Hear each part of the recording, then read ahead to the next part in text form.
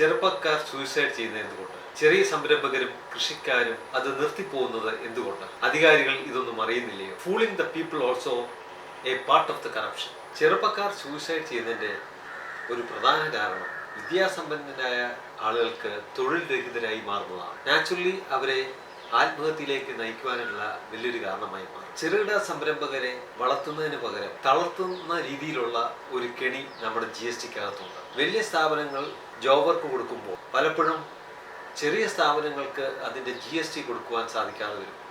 അവരുടെ ലാഭത്തിൽ നിന്ന് കൊടുക്കേണ്ട ഒരു അവസ്ഥ വരുന്നത് അവർക്ക് വലിയൊരു ബുദ്ധിമുട്ടായി മാറും. GST ശരിക്കും ഗവൺമെൻറ് ചെറിയ സ്ഥാപനങ്ങളുടെ എല്ലാം GST പൂർണ്ണമായി ഒഴിവാക്കേണ്ടതാണ്. അതുപോലെ തന്നെ അഗ്രികൾച്ചർ ഡിപ്പാർട്ട്മെൻറ്റും ഇൻഡസ്ട്രിയൽ ഡിപ്പാർട്ട്മെൻറ്റും സംരംഭകരുടെ കൂടെ ഇറങ്ങിച്ചെന്ന് അവരുടെ സംരംഭം വിജയിപ്പിക്കുന്ന രീതിയിലേക്ക് പ്രവർത്തിക്കുന്ന ഒരു പ്രവണതയാണ് ഏറ്റവും നല്ലത്. മറിച്ച് ക്ലാസ് മുറിയിലിരുന്ന് ക്ലാസ് എടുത്തിട്ട് എന്താണ് പ്രയോജനം? മാർക്കറ്റിങ്ങും ടെക്നിക്കൽ ടീമും പലതരത്തിലുള്ള ക്ലാസ്സുകൾ നമ്മുടെ നാട്ടിലെടുക്കാറുണ്ട്.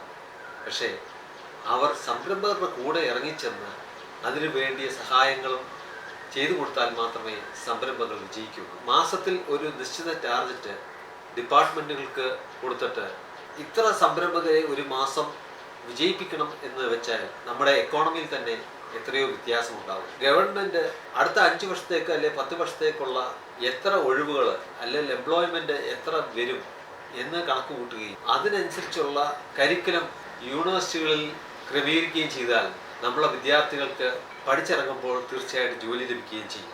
സുതാര്യമായ രീതിയിൽ പ്രശ്നങ്ങൾക്ക് പരിഹാരം കണ്ടെത്തിയില്ലെങ്കിൽ ഇവിടെ സൂയിസൈഡിൻ്റെ എണ്ണം വർദ്ധിക്കുകയും അതുപോലെ തന്നെ തൊഴിൽ രഹിതരും